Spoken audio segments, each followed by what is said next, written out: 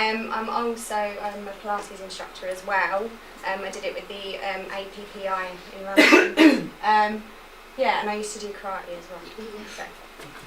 So, you got to listen.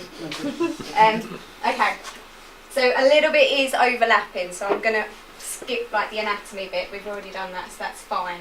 The bit I just wanted to just change a little bit is that you've got two kinds of muscles. You've got your global muscles and then you've got your local muscles, yeah?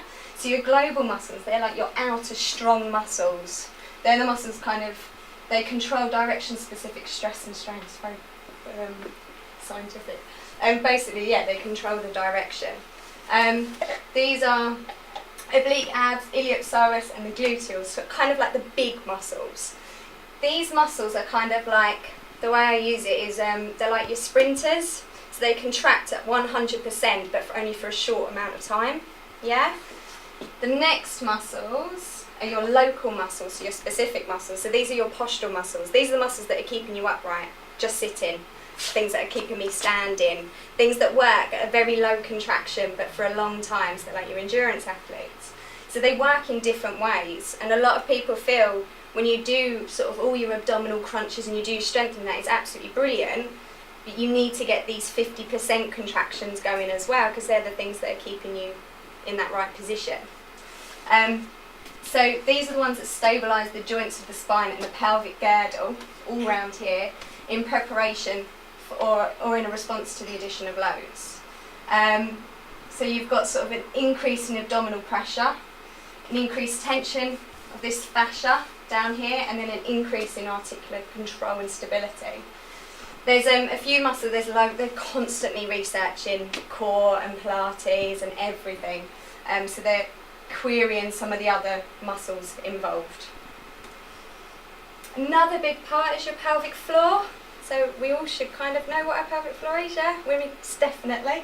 But it's a really important muscle that kind of gets forgotten about again. And that's one of your postural muscles, and it's really important that that's used. And obviously for everyone, like for your bladder control, that's obviously a major thing, but it is also very important for stability.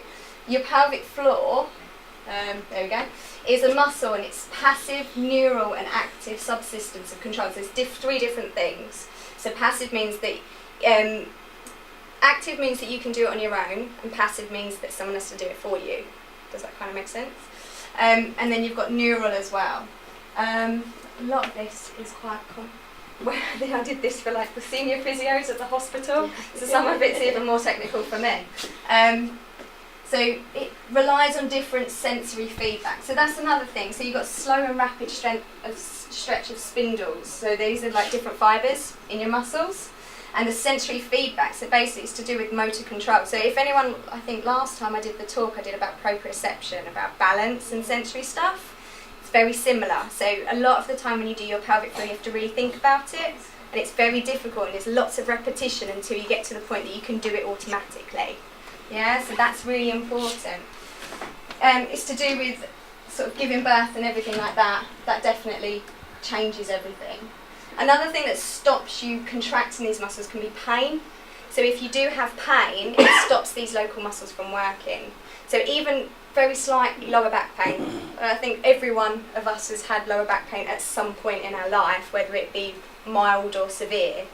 That pain, that literally just having that moment of pain will stop those muscles from working, so then you have to retrain them. Yeah? I've done a little bit on some studies as well. Like I said, there's loads of research. And this is a bit about quads contraction after an ACL reconstruction, so the cruciate ligament in the knee. And they were saying about to do with the quads.